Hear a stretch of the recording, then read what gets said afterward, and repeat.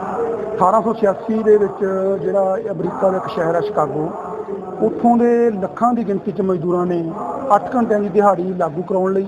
ਹਫ਼ਤਾਵਾਰੀ ਛੁੱਟੀ ਨੂੰ ਲੈ ਕੇ ਔਰ ਮਿਨੀਮਮ ਵੇਜ ਜਿਹੜਾ ਘੱਟੋ ਘੱਟ ਉਹਨੂੰ ਲੈ ਕੇ ਇੱਕ ਕਾਨੂੰਨ ਨੂੰ ਮਤਲਬ ਬਣਾਉਣ ਲਈ ਉਹਨਾਂ ਨੇ ਇੱਕ ਮੰਗ ਉਠਾਈ ਸੀ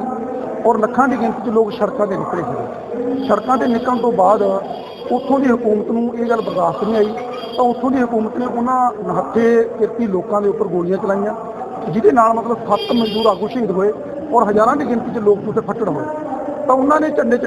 ਆਪਣੇ ਸਪੈਲ ਝੰਡੇ ਚਿੱਟੇ ਝੰਡੇ ਚੱਕ ਕੇ ਉਹਨੇ ਮਾਰਚ ਕੀਤਾ ਸੀਗਾ ਔਰ ਉਹ ਸਪੈਲ ਝੰਡੇ ਜਦੋਂ ਕਿਰਤੀ ਲੋਕਾਂ ਦੇ ਗੋਲੀਆਂ ਲੱਗੀਆਂ ਤਾਂ ਉਹਨਾਂ ਦੇ ਖੂਨ ਨਾਲ ਰੰਗਿਆ ਗਿਆ ਝੰਡਾ ਹੈ। ਸੋ ਅੱਜ ਪੂਰੀ ਦੁਨੀਆ ਦੇ ਵਿੱਚ ਉਹਦਾ ਜਿਹੜਾ ਦਿਵਸ ਹੈ, ਮਜ਼ਦੂਰ ਦਿਵਸ ਹੈ, ਉਹ ਪੂਰੀ ਦੁਨੀਆ ਦੇ ਵਿੱਚ ਕਿਰਤੀ ਲੋਕ ਮਨਾ ਰਹੇ ਨੇ। ਉਸੇ ਲੜੀ ਵਜੋਂ ਅਸੀਂ ਜਿਹੜੀਆਂ ਸਾਡੀਆਂ ਬਰਨਾਲੇ ਦੀਆਂ ਮਜ਼ਦੂਰ ਜਥੇਬੰਦੀਆਂ ਨੇ, ਟ੍ਰੇਡ ਯੂਨੀਅਨਾਂ ਨੇ, ਸਾਰੀਆਂ ਹੀ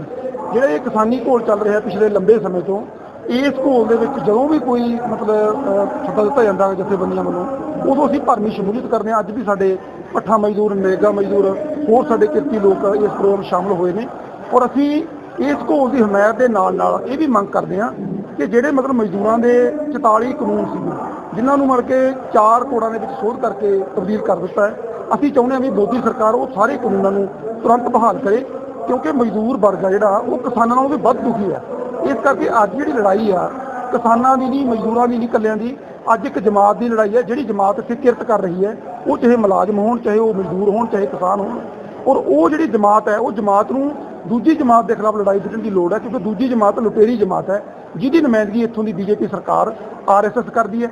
ਜਿਹੜਾ ਇਹ ਮਹਾਨ ਮਈ ਦਿਵਸ ਹੈ ਉਸ ਦਿਨ ਤੇ ਜਿਹੜਾ ਕੌਮਾਂਤਰੀ ਪੱਧਰ ਤੇ ਮਨਾਇਆ ਜਾ ਰਿਹਾ ਹੈ ਤੇ ਅੱਜ ਸਾਡੇ ਮਹਾਨ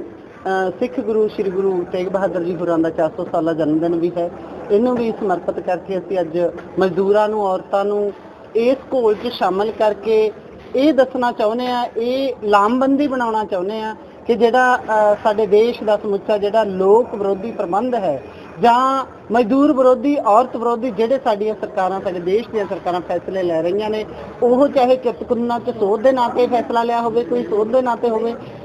ਮਤਲਬ ਜਾਂ ਨਵੇਂ ਜਿਹੜੇ ਖੇਤੀ ਕਾਨੂੰਨ ਬਣਾਏ ਨੇ ਇਹਨਾਂ ਦੇ ਨਾਲ ਨਾਲ ਜਿਵੇਂ ਕੋਈ ਬਿਜਲੀ ਸੋਧ ਕਾਨੂੰਨ ਬਣਾਏ ਨੇ, ਇਹ ਸਾਰੇ ਕਾਸੇ ਦਾ ਜਿਹੜਾ ਸਾਰਾ ਸਭ ਤੋਂ ਵੱਧ ਮਾੜਾ ਅਸਰ ਆ ਉਹ ਆਮ ਜਨਤਾ 'ਤੇ ਪੈ ਰਿਹਾ। ਜਿਵੇਂ ਸਿਲੰਡਰ ਦੀਆਂ ਕੀਮਤਾਂ ਵਧੀਆਂ ਉਹਦੇ ਤੋਂ ਵੱਧ ਅਫੈਕਟਡ ਸਾਡੀਆਂ ਔਰਤਾਂ ਨੇ, ਜਾਂ ਇੱਥੇ ਮਹਿੰਗਾਈ ਵੱਧ ਗਈ ਇਹਦੇ ਤੋਂ ਵੱਧ ਸਭ ਤੋਂ ਵੱਧ ਸਾਡੇ ਜਦੋਂ ਮਜ਼ਦੂਰਾਂ ਦੀਆਂ ਉਜਰਤਾਂ ਨਹੀਂ ਵੱਧ ਰਹੀਆਂ। ਲੋਕ ਕਰੋਨਾ ਤੋਂ ਪੀੜਤ ਨੇ, ਇਸ ਕਿਸਮ ਦੇ ਲਾਕਡਾਊਨ ਹੋ ਰਹੇ ਨੇ ਤਾਂ ਚਾਹੇ ਉਹ 2 ਦਿਨ ਹੋ ਰਿਹਾ ਚਾਹੇ ਕਿਸੇ ਕਿਸਮ ਦਾ ਵੀ, ਤਾਂ ਇਹਦੇ ਨਾਲ ਜਿਹੜੇ ਕਿਰਤ ਕਰਨ ਵਾਲੇ ਲੋਕ ਨੇ ਉਹ ਪ੍ਰਭਾਵਿਤ ਹੋ ਰਹੇ ਨੇ। ਤੇ ਅੱਜ ਦਾ ਜਿਹੜਾ ਮਈ ਦਾ ਦਿਹਾੜਾ ਜਿਹੜਾ ਸ਼ਿਕਾਗੋ ਦੇ ਸ਼ਹੀਦਾਂ ਨੂੰ ਇੰਟਰਨੈਸ਼ਨਲ ਲੈਵਲ ਤੇ ਸਮਰਪਿਤ ਅਸੀਂ ਚਾਹੁੰਦੇ ਹਾਂ ਕਿ ਇੱਕ ਵੱਡੀ ਲਾਮਬੰਦੀ ਹੋਵੇ ਔਰਤਾਂ ਦੀ, ਮਜ਼ਦੂਰਾਂ ਦੀ, ਕਿਸਾਨਾਂ ਦੀ, ਮੁਲਾਜ਼ਮਾਂ ਦੀ, ਛੋਟੇ ਵਰਗਾਂ ਦੀ, ਲੁੱਟੇ ਜਾਣ ਵਾਲੇ ਵਰਗਾਂ ਦੀ, ਕਿਰਤੀ ਲੋਕਾਂ ਦੀ, ਜਿਹੜੇ ਇੱਥੇ ਲੈਂਡਲੈਸ ਲੋਕ ਨੇ, ਜਿਹੜੇ 2 ਹੱਥਾਂ ਦੀ ਕਿਰਤ ਕਰਦੇ ਨੇ, ਜਿਨ੍ਹਾਂ ਕੋਲੇ 2 ਹੱਥਾਂ ਤੋਂ ਸਿਵਾ ਕੁਛ ਨਹੀਂ। ਅਸੀਂ ਚਾਹੁੰਦੇ ਹਾਂ ਕਿ ਉਹ ਇਕੱਠੇ ਹੋਣ ਤੇ ਇਸ ਇਕੱਠੇ ਹੋ ਕੇ ਇਸ ਪ੍ਰਬੰਧ ਦੇ ਖਿਲਾਫ ਜਥੇਬੰਦ ਹੋਣ ਤੇ ਇਸ ਪ੍ਰਬੰਧ ਦੇ ਖਿਲਾਫ ਆਪਣੀ ਇੱਕ ਲੜਾਈ ਵਿੱਢਣ ਕਿ ਜਿੱਥੇ 3 ਕਾਨੂੰਨ, ਖੇਤੀ ਦੇ 3 ਕਾਨੂੰਨ ਕਾਲੇ ਅਸੀਂ ਰੱਦ ਕਰਾਉਣਾ ਚਾਹੁੰਦੇ ਹਾਂ, ਉੱਥੇ ਨਾਲ ਦੇ ਨਾਲ ਜਿਹੜੇ ਮਜ਼ਦੂਰ, ਦਲਿਤ ਵਿਰੋਧੀ, ਔਰਤ ਵਿਰੋਧੀ ਕਾਨੂੰਨ ਨੇ ਜਾਂ ਮਤਲਬ ਜਿਹੜੀਆਂ ਮਿਨੋਰਟੀਜ਼ ਦੇ ਖਿਲਾਫ ਇੱਥੇ ਮਤਲਬ ਸਾਰਾ ਕੁਝ ਜਿਹੜਾ